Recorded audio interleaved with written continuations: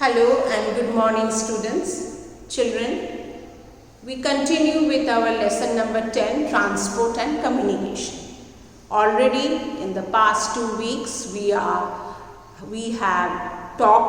discussed about different modes of transport, various ways of transporting goods and people from one place to another. We have road transport, we have water transport and we have air transport.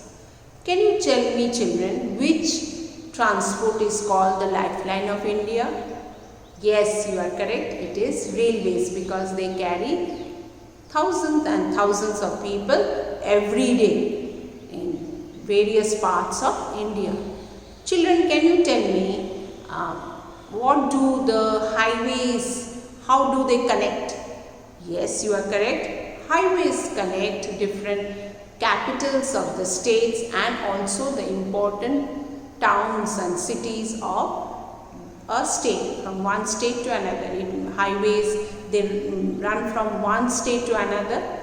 Express highway also we discussed. Then we discussed about state highways which run within the state. Then we discussed about different type of roads, like metallic roads which are found mainly in towns and cities, and non-metallic roads in the villages.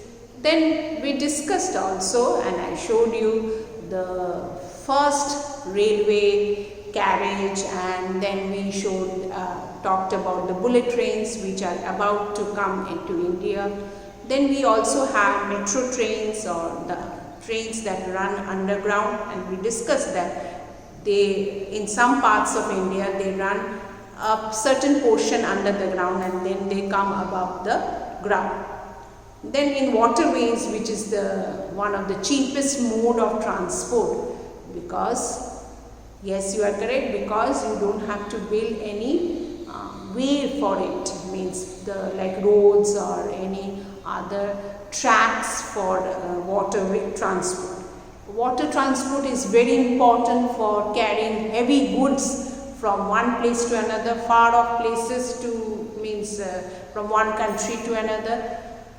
Then there are cargo, along with cargo ships we have passenger ships too, and ships which carry oil or petroleum, that is tanker, means we have different types of ships, and we discussed that if you want your waterways to develop, you need good ports where the ships come and anchor. And then nextly we talked about the airways, air transport, which is the fastest means of transport. It is very popular for passengers who want to travel from one place to another quickly. Nowadays we have private airlines and government airlines in India. Air transport is also important for transporting perishable goods which get spoiled very easily in long distances. In short distances, you can use trains or trucks. And there are helicopters also, which are very important for the army personnel, and also for rescuing people during the time of calamity like disaster, and distributing things, food pack.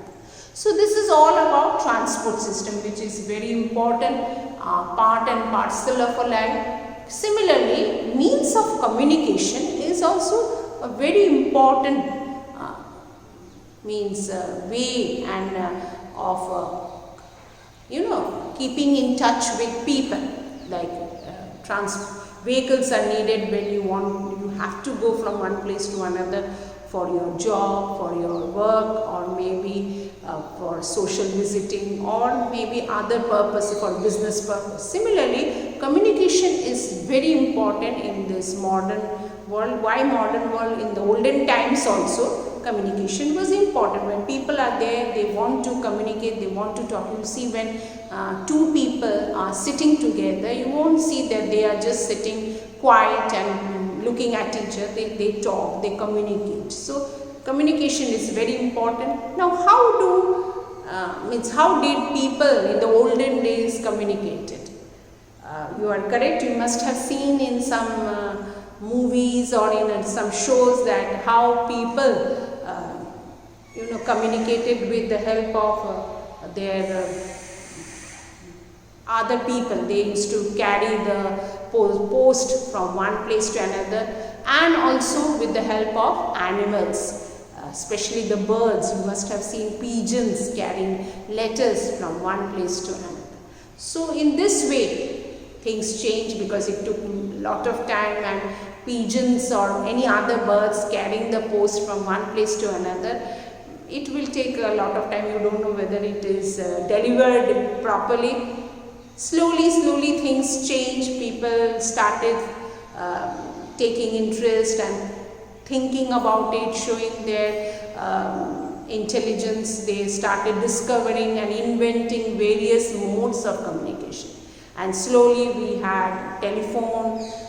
The olden telephone, if you see, I will show you when we'll discuss one after another, means all the means of communication in details, that how things change. And now we have mobiles and smartphones, and we have internet and email, where we can connect to people within seconds in any part of the world. Just imagine. And previously, in the olden days, people could not communicate from with one person to another, even if they stayed some 100 kilometers away. So things change, and people felt the need to communicate, and they started developing various means, then television, and then radio, then newspapers, cinemas. All these are various means of communication. I'll just show you a picture, children.